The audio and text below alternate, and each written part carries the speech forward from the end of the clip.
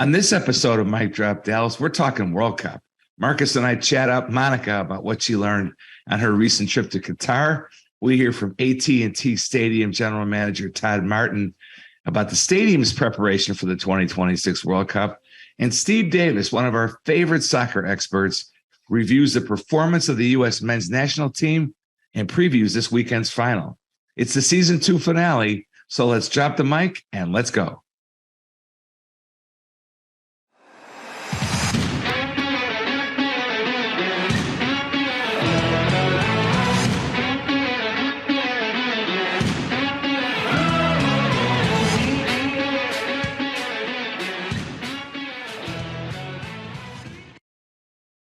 Welcome to Mike Drop Dallas, everybody. Kevin Sullivan here, joined as always by Dallas Sports Commission Executive Director Monica Paul and Next Level Marcus Carr.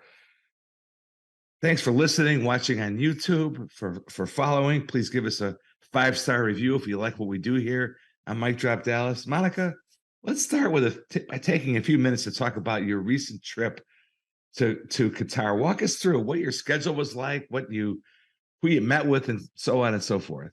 Oh, Sully, it was a fantastic experience.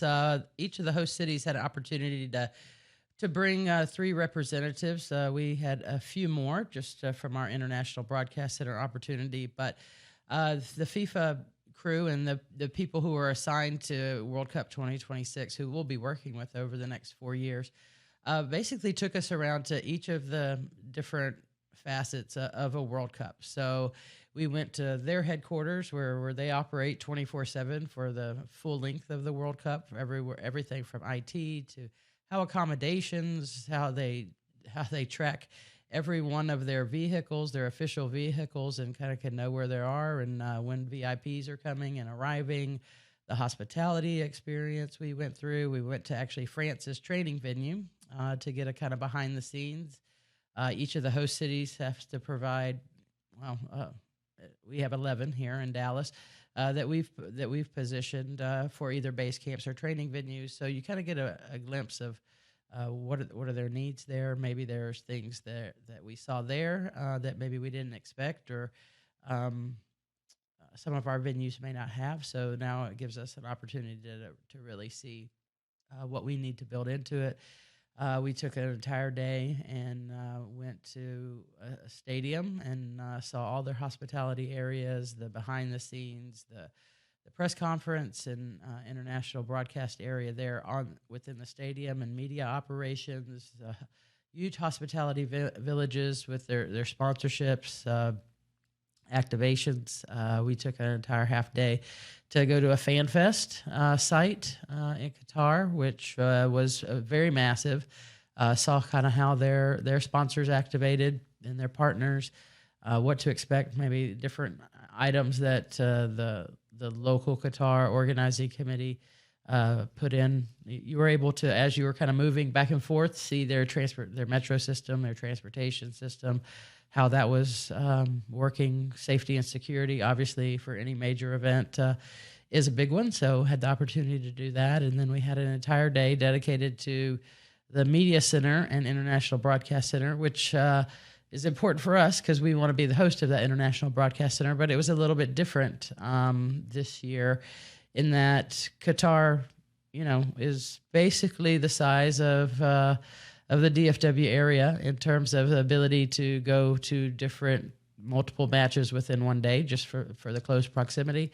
And because of that, I think they combine their media center and their international broadcast center into one big building, which was very beneficial for them and for the media, just to head out to one spot, but still be able to get to each of the stadiums. And kind of the same thing from a fan fest standpoint. Yeah, we had a lot of time to connect, and even with other host cities that people are in our position and kind of what they're thinking.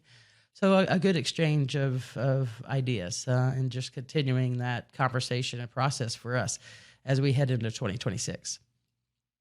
Monica, you set the scene a little bit there, but how would you describe it, the overall match, the stadium feel for someone who's never been to a World Cup? Oh my gosh, Marcus, it's very hard to describe if you're not there. The energy, the passion, the converging of many, different types of people, different cultures, different teams. I mean, I went into the one of the matches that we were able to attend, the last one while I was there, actually, Portugal versus Switzerland. And that was the match that, Ronaldo did not start. But at one point, the entire crowd, it didn't matter what team you were cheering for. You might have been cheering for Switzerland, or your team not even in the World Cup anymore. But the entire stadium busted out in Ronaldo, and they were wanting him there on the pitch, and then they put him in, and it erupted again in a whole nother fashion. So, just seeing that, and we had a chance to talk to some of the people that were sitting behind us or around us that were, I think, one in from Colombia, another group was in from Argentina. So, and I'm like, I don't understand. Why would you be cheering for him? Monica, that's the great right there. You have to cheer for the greatest to get on the pitch. So, I don't know, it's like a celebration, and you have families and friends that save up for this every 4 years and do this every 4 years, no matter where the World Cup is, and you kind of see what it means and see some of the growth. And we saw a lot of younger kids that parents had brought them over or to the matches, and you could just see the excitement in their eyes. And I've been to a lot of sporting events, but the energy around a World Cup, I even experienced it in 2018. I think the 2018 and 2022 in Qatar were totally different World Cups, and a lot of it has to do with how the proximity and how they were laid out. But I think ours will be a little bit probably more similar to what I saw in Russia, but still a lot of lessons learned. And I think the World Cup in 26 here is going to be at a whole nother level. Well, Monica, as of Sunday, when this World Cup ends, we've got next. So what's on your to-do list that you've got to, really start working through? Well, Sally, being at the World Cup and seeing all of this, and then it really does start to sink in of like, okay, that honeymoon, time period of being named a host city is quickly vanishing here, because we know that after this World Cup is over, FIFA will probably take a few weeks off and hopefully breathe, catch their breath. And it'll be all eyes on 2026. They do have a 2023, Women's World Cup coming up next year that they'll be focused on. And that delegation, we got to interact with them as well, and they joined us. But it's really going to be, okay, it's time to get some of our staffing lined out at the beginning of 2023, and who is going to really mesh up with the local organizing committee that FIFA is going to bring in to each individual host city, so who we're going to be working with and the additional staff that we need. Then we'll start to hone in on our host city supporter program and our donor program.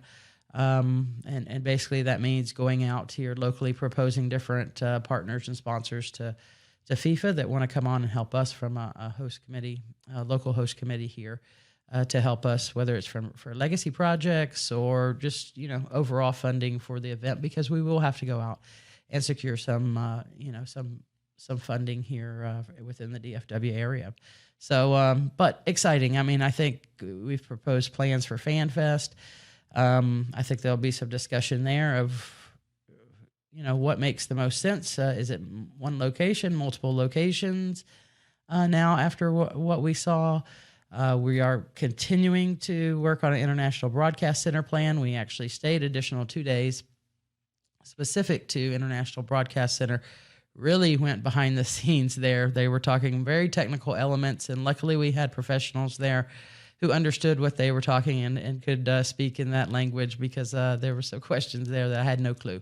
But it really, for our Fair Park friends and vendors and partners, contractors that went with us, allowed them to really have one-on-one conversations with FIFA and ask some questions and kind of know, as we're doing these upgrades to Fair Park here over the next 4 years, here's what's most important, or maybe here's what we need to tweak in the plan. So we owe them some information coming back in January. So over the next 2 to 3 weeks, that's what we're going to be honing in on. because we do feel like FIFA may make a decision, or we're hoping, especially because of the upgrades that will be taking place at Fair Park and the scheduling and project timeline around that, that FIFA will make that decision in January, February, March, first quarter 2023 at the latest. So another great opportunity for DFW region if we can secure that. Monica, you mentioned both Russia and Qatar. What are two significant things you can take from those two visits and apply to 2026 and your planning coming here in January? Yeah, I think one of the things that surprised me, or there was a difference that it was immediately felt. I thought was when I went to Russia, and keep in mind I was only there for 3 days, so a very whirlwind tour where I was there in Qatar for a week. But the presence of immediately when you got to Qatar, you knew, actually before, because I flew Qatar Airways and they did a fantastic job of integration of their World Cup partnership. But immediately when you arrived in Qatar, you felt like you knew the World Cup was going on. And whenever you drove throughout the city, the signing, the branding, the integration of different buildings within the metro, within the, in every facet, I just thought that the branding awareness and the engagement of cultural, the cultural piece and the diversity piece was really thought out and integrated into the signage and the branding in Qatar. So I thought that was definitely an interesting piece. I think another, and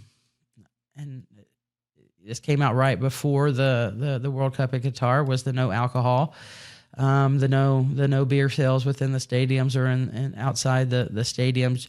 I think you could feel, a difference there in terms of the energy for the fans, or the fans didn't come as early, stay, as late after the matches and that sort of thing of what we experienced. I don't think that's going to be a problem here in the United States or in the North American cities. So that's why I kind of anticipate that portion of the field to be a little bit more like 2018 and in Russia. And I think one of the other differences for us is going to be how FIFA is structuring their host committee, their local organizing committee, and taking more of the reins of the event and the organization of it, and then working with the locals, but having more skin to make all of the cities and the venues kind of on par with one another, or have the same type of atmosphere or assets and elements there. But I think one of the other things is to make sure that we take advantage of our uniqueness, and each city should do this, of what makes you unique, what makes you, pop out and be memorable, and integrate some of what makes Dallas special. What do people remember of Dallas? What do we want them to remember? What do we want them to experience while they're here? And make sure that we're thinking about that during the planning. We generally always do, but this is really to another level. And this isn't an event that's just going to take place over one weekend or a week. This is something that is going to take place over 35 plus or minus days, plus a lot of ramp up leading into it. So we have a longer runway, but a bigger opportunity to have a larger impact on our community. Monica, when you were growing up in Caldwell, Texas, maybe you could imagine working in sports one day, because, you played a lot of sports growing up. But I don't know if you could have imagined doing remote interviews from Qatar back to Texas to talk about the impact of having helped bring the 2026 World Cup to the Dallas-Fort Worth area. So I guess on a personal note, I'm really happy for you. Congratulations on this whole experience and everything that you're doing for our region, and really this could change people's lives, getting to be a part of this. When will volunteers be able to go online and register or apply to be volunteers in 2026? I know it seems like a long way off, but it'll be here before you know it. I'm guessing you're probably looking at more of a 2024 time period. We need to know when our what our matches are going to be, what the other scopes of Fan Fest locations. So we have a lot to hone in on there. But I will jump back to your final parting statement. So there's a lot of things I think as growing up and then the fortunates of my career and what I've been able to experience and the events that I've been able to be a part of and the people that I've met. There's no way I could have ever anticipated these opportunities growing up in Caldwell, Texas, 3,500 people. And so I'm very blessed. I'm very grateful, very thankful for everything. And 2026 is, we've got a lot of other events that we want to bring here, but I think 2026 is going to be special. Well, way to go, Monica, and the whole Dallas Sports Commission team. We're back in a moment to continue the World Cup conversation with AT&T Stadium GM Tod Martin. But first, over to Rachel with a word from one of our sponsors. Thanks, Rachel. And now, welcome to the Mic Drop Dallas. Tod Martin, the general manager of AT&T Stadium. He's responsible for operations, logistics, security, all that stuff, not just for Cowboys games, but for everything. So we're talking boxing events, WrestleMania, all the family shows and concerts. In addition to those, of course, Cowboys game. Tod, before that, was part of the team that helped with the construction of AT&T Stadium. So he's a longtime presence at AT&T Stadium. He's also a Texas Aggie. So Tod, I'm not sure how Monica let this happen, but maybe we haven't reached our quota of Aggies yet. But welcome to Mic Drop Dallas. Morning. Thank you. Appreciate you having me on. Yeah, Sully, I don't know how I let this happen, but good thing is I really like Tod and I enjoy working with him and we have good partnership. So we do jab on the Aggie Longhorn thing every now and then. So yeah, we are. We're able to get past it somehow, some way. Yes, exactly. Well, Tod, you had the experience to head over to Qatar to the World Cup. I think a week or so before I was there, y'all had a free weekend where the Cowboys weren't playing and could get out to take a look. I believe it may be your first World Cup. Tell us about maybe what you saw about in your recent trip that you may be integrating into your planning or your overall just thoughts and impressions.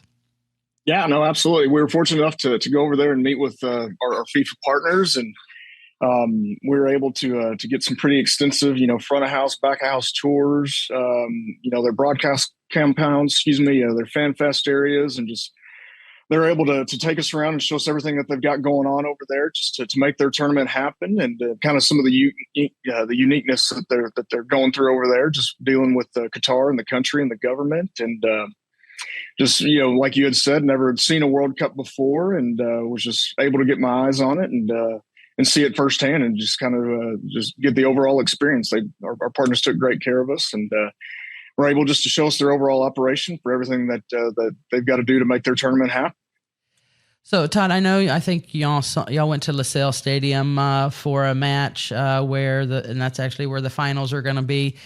We are very much in hopes, I think, in joint still after seeing Qatar that we think AT&T Stadium would be the premier ideal, their best scenario for a final in 2026. So we're still campaigning for that. But anything that you took away from that experience specific at LaSalle Stadium that may help us in being able to secure the final for 2026 or even when you're hosting it?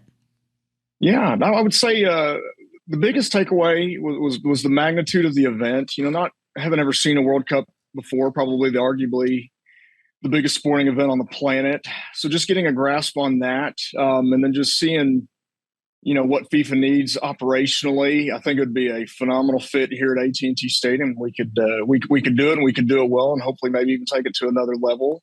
But I would say that's probably the biggest takeaway, and then getting to see what they do on the front of house as well as the back of house side, just being able to accommodate them and take care of them. So, Tod, based off of our plans as we, prior to going into Qatar, And I know we have some other plans that were just sent to us that I haven't had a chance to review yet, and we owe them some information there on the stadium. But based on what you saw, are there any major changes that you think you might change of how you operate, or things that you might need to do at the stadium that you could share at this point? Sure. I would say one of the bigger takeaways, and it was great to get a grasp on it, was the magnitude of the broadcast and the media compound and just the accommodations they have for them. Not ever seeing that before, just some of the provisions that we're going to have to do to take care of them. Obviously, the pitch, everybody wants to talk about the pitch and the pitch design and what all that is or isn't going to be. We're already working with FIFA and their some of their consultants and their partners, just coming up with some different design ideas to make sure we get everything in there for the best quality and get our pitch dimensions to have the best games possible. So we're already working through that and what that design is going to be. And then obviously, working just through their event and their logistics and their compound needs. Our footprint's going to expand. It'll be something probably along the lines of a Super Bowl in regards to what the footprint's going to be, contingent upon what games we get. I know you kind of hinted we're certainly hoping and vying for as many elimination games and semifinals and possibly final games as we can. So just working through all that and the fan festival opportunities and things of that nature. But the FIFA folks have already been on top of it. Like you said, they've already sent us drawings and they're already thinking through it and making plans and trying to get ahead of it as best as we can to put our best foot forward. Tod, we're of course less than 4 years away, although we know it's going to be here before we know it. But is this the sort of thing that you and your staff are going to be meeting about this, talking about this, working on this, every week between now and then? I mean, this isn't the sort of thing that can, slide for a bit and then pick it up in 2024. Right. I wouldn't think. No, absolutely. Actually, we've already been working on it. So we've been working and consulting with the FIFA folks pretty regularly. We're going back and forth through correspondence and drawings and documents and just kicking around ideas and layouts and what all we can or can't do. And then, internally we're meeting pretty regularly, just trying to put suggestions and plans forward together for the FIFA folks to get as much off their plate as we possibly can. And already working with public safety and just what their thoughts are going to be and demands, just so everybody can ramp up, and whether it be staffing or plans and things of that nature. And it's a regular topic, but then also just getting through our daily grind. We're hosting UIL high school championship games right now. We've got to finish our Cowboys season, and then 23 is going to be an amazing concert season for the building, just on top of all the regular stuff that we do. So we're just working it in our schedule and getting ready for it. And these are the type of events that we love. Solving them and figuring out, just trying to make sure we have the best experience for everyone. We love these challenges, and hosting these is what's expected of our group from the organization. You're an operations expert, but you're also a sports fan. So what do you think you could take from the fan experience at a Cowboys game, which is extraordinary? Maybe there's an advantage to the fact that you haven't been to a World Cup before going to Qatar. What do you think you can pull from your experience with the Cowboys and big time sports in America to apply to the World Cup, maybe specifically on the fan experience, but in general?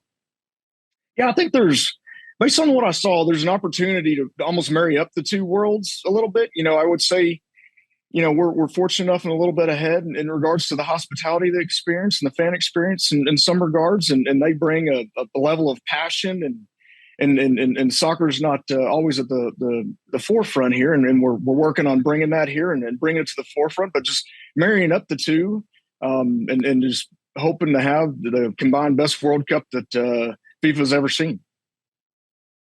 Obviously, AT&T Stadium is known globally and is a huge draw, but so are the Cowboys. Did you, when you were over there meeting with the FIFA partners and touring around, did you feel the pull of the Cowboys brand internationally? That's part of our drawing card here. Right. Yeah. I feel, don't get to travel a whole lot, but when I do, you can always find a Cowboys fan. Doesn't matter where you go. You can always find a Cowboys fan or somebody who recognizes a star of the brand, and you can have a conversation with them. Maybe not always positive, but usually, hopefully, they're on our side. But Mr. Jones built this stadium just with the vision of hosting events like this. The Super Bowls, the Final Fours, the CFPs, Academy Country Music Awards, things of that nature, and obviously in the World Cup, and hopefully some great games within that tournament. That was always his vision, the family's vision, to host the best events in the best venue, and that's what we're hoping to do, and hope to have some games of some significant magnitude, and just keep it going. So, Todd, before I let you go, I have to ask, because I'm just in awe that you're able to do this, and I have to meet your wife someday. But how are you able to do it with 6 boys at home? What does a work-life balance even look like? And, how does your wife do it whenever you're gone to Qatar or at an event? How does that work? You nailed it. I mean, I probably married the most patient, understanding woman in the world who she works from home too. So it's not like she's just purely a house mom. And I don't know how she does it. I couldn't do it. She's absolutely phenomenal and an amazing mother and is a saint. And her level of patience and ability just to understand and get through the day. On my days off when I'm home, I mean, I look at her in awe, and I don't know how she does it. She's just a phenomenal mother and wife, and she's just very understanding and takes great care of us as a family. And we've actually got another one on the way, so she's dealing with the pregnancy and just another critter coming. And I don't know. We also have a ton of grandparent help, and we can't thank them enough as well for all that they do for us and taking care of our boys. So I don't know how she does it. Well, Todd, hang on to that one for sure. And thank you for... As long as she'll have me. Yes, yeah. It doesn't sound like she's going to be getting rid of you anytime soon. Well, Todd, thank you for joining us. I really do appreciate your partnership and everything that you do for us from a sports commission standpoint. And we'll just continue down the road and trying to secure that final and hosting the best World Cup. So hope you have a great holiday. Oh, thank you. Thank you, Monica, for everything as well. I appreciate you guys having me on. Y'all have a great day. All right. And now over to Rachel for a word from one of our partners. Thanks, Rachel. And now it's a real pleasure to welcome back to Mic Drop Dallas, a real friend of the podcast and a really good guy, in addition to being the preeminent soccer journalist in Dallas for a long time, from the Dallas Morning News to FC Dallas broadcast and a few other things in there too. Our good friend, Steve Davis. Steve, welcome back. Hey, man, how nice of you to say a long time and not actually spell out the number of years. You're a good man. I appreciate it. Now you are youthful and vigorous, and that's how we're going to keep it. Let's don't get carried away. Before we get to your analysis of World Cup, many of our listeners, I'm sure, are aware that FC Dallas broadcasts are moving to the whole MLS will be on Apple TV Plus next season, which means the end of the Mark Followell, Steve Davis pairing on our local FC Dallas broadcast, which is a bittersweet thing for sure. You had a very nice, touching sort of farewell message on your last broadcast. Give us your kind of take on how you feel about all this and what's next for you in soccer media. I tell you what, when you say those words, soccer media, you say it all. Man, as well as everybody else, media in this country has been in evolution, has been fluid, dynamic, whatever word you want to use, for 20 to 25 years. So, if you think you have the media world figured out, you better think again. You don't. It's going to change. And man, I've been telling people since I left the morning news in 2006, you always got to have a plan B. You better pack a parachute. So in that sense, it's not surprising at all. These things do change, and I know that, and I love the work that I've done with Mark. Man, those broadcasts are so much fun, and I think Mark and I just we have a great relationship. But you always know every time I went to the stadium, I thought, hey, this could be the last one, and you always have to know that. So I loved it. It's great. It was great. I loved working with Gina Miller there. And there's a very good chance there could be some ongoing partnerships, but it's media, it's sports. It's always an evolution, and that's just the deal, man. That's why you value things while they're here. Well, we love Gina here at Mic Drop Dallas, and a shout out to the producer Jim Feldman, a longtime pal and former Mavericks producer. So pulling for that whole crew to have more opportunities in the future. All right, Steve, break it down for us. Let's start with World Cup. First, before we get to this weekend's final, let's talk about the U.S. men's national team. Did they meet expectations, exceed expectations? How do you size up the performance of the U.S. team? Boy, you're gonna invite me to wade right into that swamp, huh? Absolutely. Yeah. So U.S. soccer Twitter is, as all things Twitter is a wild thing, and there's opinions are all over the place. I think the bottom line measure of success would have been getting out of that group. That means, you get 3 first-round games. As people around here are going to become much more familiar with the World Cup formats over the changing World Cup formats over the next 4 years. But you get out of the group, then you're into elimination plays. That's the final 16. And everybody thought if the United States can do that, that's sort of the bottom line marker of success. Now, from there, everybody sort of says, if you can get into the quarterfinal, as they did in 2002, most successful run in modern history for the United States, that would be a raging success. Something right in between, that's your point for debate, right? Well, that's where we landed. Right in between, they got out of group play, got into the elimination round, faced a really good Netherlands team. Netherlands was pretty comfortable in that win, so that created the point for debate. For me, I think it was progress, certainly progress, just qualifying for the World Cup. Then you get out of the group. I think Greg Berhalter did a pretty good job with one of the youngest rosters, depending on how you count the numbers of the roster, maybe the youngest roster at the World Cup. For me, I think he brought a team together, a young team, and created a really good team unity, a team accord. That's not easy to do. We see these teams, very talented teams at World Cups, come completely apart and not even make it out of the group phase. We've seen that several times with World Cup winners over the last 20 years. So for me, it was a moderate level of success. And I know a lot of people maybe don't necessarily agree with that. All right. Now, that was unfair question number 1. Here's unfair question number 2. I'll take them all, buddy. That's okay. Okay. So what happens between now and 2026 to make it so the team can, if not reach the 2002 team level, make additional progress? How good can the U.S. men's national team be by 2026? Well, as I said, it's a young team, and I think Greg Berhalter is a guy who knows how to work with young players, and increasingly we see this that we see it with a guy like Nico Estevez here at FC Dallas. If you can connect with young players in that way, you have a better chance of success. It doesn't mean that you can't do it the old school way. You can, but it's harder and harder to do that. And I think Greg Berhalter is a guy who connects with young players. I know there's one that we've heard about the news lately that he maybe didn't connect with, and that created some issues within the team. But I think even within that, I think he handled it well. So the answer to your question is growth from that young group.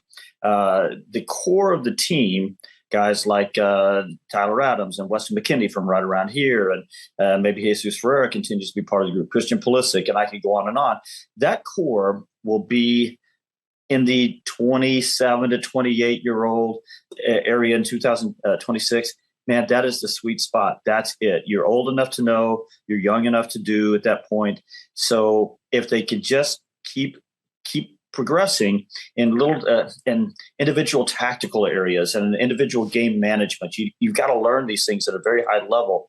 So if they can just keep progressing that way, they can easily get into the quarterfinals. Now, it's tricky this way because there's no qualifying process. As one of the co-hosts for 2026, they are automatically in, which means every other team goes through this long qualifying process where they can really dial in some of those elements and really dial into how the individuals fit together. With the United States, yes, they'll have the Copa America and maybe the Gold Cup matches and the Copa America participation, but it's just not the same. So it's going to be tricky to really have that group coalesce, but individually they will be progressing along the way with their club teams. So, Steve, Ricardo Pepi, a big name for us, had been in the news a lot. A former FC Dallas star, now playing in the Netherlands. Narrowly missed the 2022 team. I think he turns 20 in a few weeks. What do you think his prospects are for being on this team in 2026? The sky's the limit. Look, and he came very close to making the team. And this year, he was probably the next forward on the list. A lot of people still believe he should have been on that list. Ricardo Pepi being 20 years old, you have to understand, like Clint Dempsey, I'd have to look it up. He might have been 24 at his first World Cup, and he ends up scoring at 3 World Cups. To go to 3 World Cups is amazing. To score in 3 World Cups is phenomenal. Ricardo Pepi has plenty of time. He's got the drive. He's got the desire. He's a great kid who works. He's not a kid anymore. He's 20, but he's a great young man who works hard. Unless there are injuries, he'll have every opportunity to keep progressing. He's scoring in the Netherlands. I think if he had made that move from Germany to Netherlands, maybe 4 weeks earlier, 5 weeks earlier, hard to say, but I think he would, because he started scoring regularly once he arrived there. I think he probably would have been on Greg Berhalter's team this year. So, long story short, the sky's the limit for that guy. He's got a talent that is very hard to find in soccer, which is operating inside the 18, scoring goals. It's so hard to score goals in soccer, as everybody knows, and even harder at the World Cup level. So my opinion is that Ricardo Pepi is going to be fine. All right. Well, I hope so. I like to follow up Ricardo Pepi. I really enjoyed seeing him play. And man, I think everybody was a little surprised he didn't make that roster.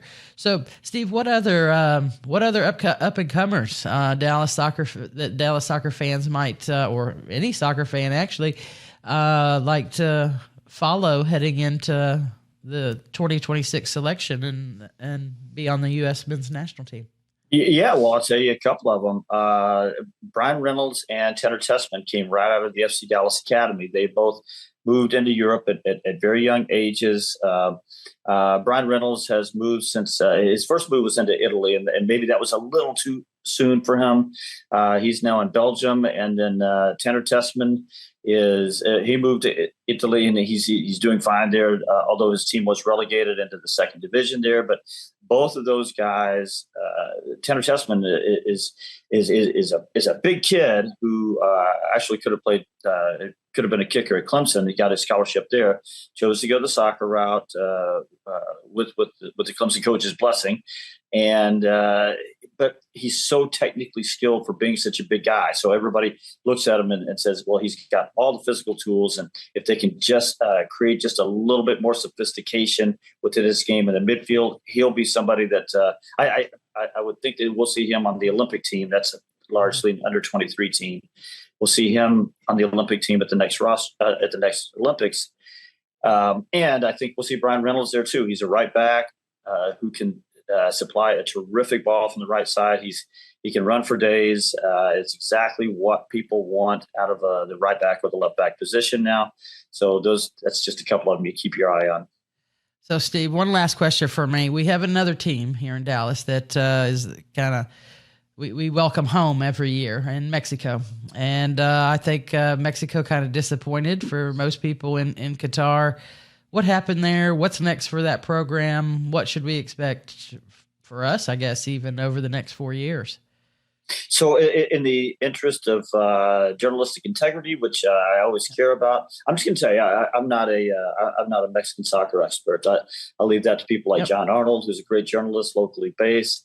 I follow American soccer unapologetically. Major League Soccer, the American national team, have for years. The women and the men, by the way. At some point, Monica, you have to sort of. Yep. You can only be an expert. I say that you can only be a semi-expert on so many things. So, to me, maybe they didn't quite have the right. They certainly didn't have the same talent that they've had. To me, they still have plenty of talent. Maybe Tod Martin talking about coaches and who can and can't connect with young players. Maybe that wasn't quite the right fit. I know a lot of people sort of believe that, but beyond that, I just don't want to fib to people and tell you I'm a big expert on Mexican soccer, because it's hard enough keeping up with everything in the American game. Well, Steve, unfair question number 3. I'm okay with it. As we record this on Wednesday morning, we are hours away from France taking on Morocco for the right to take on Argentina in Sunday's final. So we know Messi the storyline there a little bit and the greatness of him and getting to the final with Argentina. But what give us a little preview here of that match, not knowing if Argentina is going to face France or Morocco. So it's almost certainly going to be France. I think, as you know from all of your experience in American sports, I think there's a growth that has to happen. If we watch a team like the Dallas Mavericks, they have to learn how to make the playoffs. Then they have to learn how to win in the playoffs. And I think we might see that today with Morocco. This is a French team that has been here before. It's a great story though, and look, it's a 90-minute game. Things can happen. Luck can intervene, or Morocco's got just a tremendous team spirit. So it could be an upset. If you're betting the house, you probably wouldn't bet on it. But man, I'm excited for it. French soccer actually has a really special place in my heart. Monica knows the woman I live with, Stefana, and that's where I met her at the 1998 World Cup. Way back in Lyon is where I met her there, and I was, I rode that. That's one of the World Cups I've been lucky enough to go cover, and I watched French soccer literally grow up that year in 1998 when they won sort of unexpectedly, won the World Cup, and since then they've just been on a tear, and of course we know they're the reigning world champions. So. I'm looking forward to the game just like everybody else. I'm not going to be disappointed either way. If Morocco wins, it's a great story. If France wins, it sets up an unbelievable final. France against Lionel Messi and Argentina. So we're all winners either way, man. Messi. Yeah. Yeah, you're right. Yeah. He's the player of my lifetime. Absolutely. And one last thing, Steve, before we let you go, the 3 years plus, almost a little less than 4 years, are going to go by very fast. We saw record, TV viewing and viewership and big numbers and a lot of interest, especially when the U.S. team was still competing in the World Cup. What guidance, advice, suggestions would you give to fans who may not be hardcore soccer fans, who now, knowing the World Cup is coming, they whet their appetite this year? What should they read? What should they watch? Who should they follow to build that interest, to a crescendo as we approach 2026? So I'll start here. When I was a less curious person about the world, I used to think about auto racing the way a lot of people do. Oh my gosh, it's a bunch of cars driving in circles, Okay, so if you ever see an auto race, pick out a driver. Pick a driver, really watch their strategy, that one strategy, listen in on their comms and the way you can do it these days. And you will become a fan in that way because it will mean something to you. So I say that same thing about soccer. I tell people, pick a team. I don't care if it's an English Premier League team. You can see all the games now. It's a Bundesliga team. I would love it for it to be FC Dallas or some Major League Soccer team. Or pick a couple of teams. Get into that team, and within that, you'll learn more about the game. If you just follow it as sort of this big, broad enterprise soccer, it becomes, you're not passionate about it. You don't care.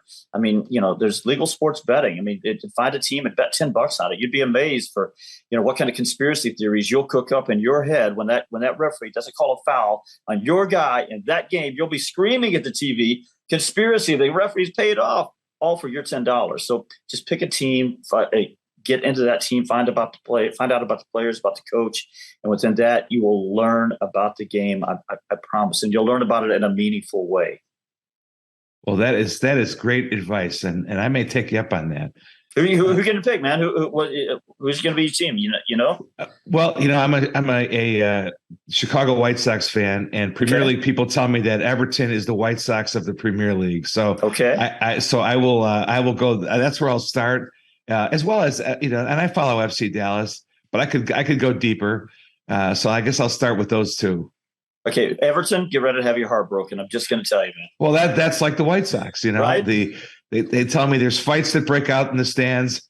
Not that happens at Guaranteed Rate Field so much anymore, but kind of the other team in town, like the White Sox and the Cubs with Liverpool.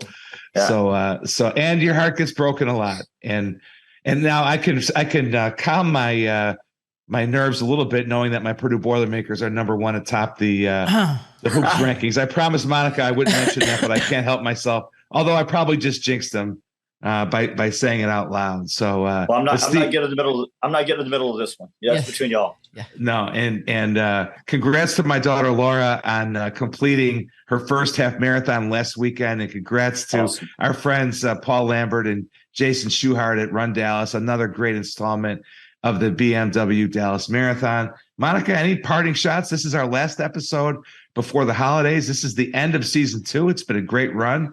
Lots of interesting topics and headliners. What are your farewell words for the holidays, Monica? I think I just want to wish everybody a happy, a healthy holiday season as we close out the year, and really looking forward to a great year in 2023. A lot of positive things to come. 2022 was I don't know, a lot of ups and downs, but probably more so ups to climbing the big old mountain with the World Cup stuff. But we kind of know where we're at now, and now it's to starting 2023. Let's start to make it happen. So just hopefully everybody has a safe and healthy and happy holiday season. I will echo those words. And with that, Steve, thanks for being with us. On behalf of Monica Paul and the Dallas Sports Commission, thanks to Steve and also Tod Martin for being our guest this week. Thanks to the Mic Drop Dallas excellent production team, Icy Strain, and welcome back to Danielle Whitelaw Piscura, our ace producers. Thanks to Ren at Vocal Media, our showrunner and visionary, Tony Fay. Until next time, thanks for listening, for watching on YouTube. Merry Christmas and happy holidays, everybody. See you in 2023.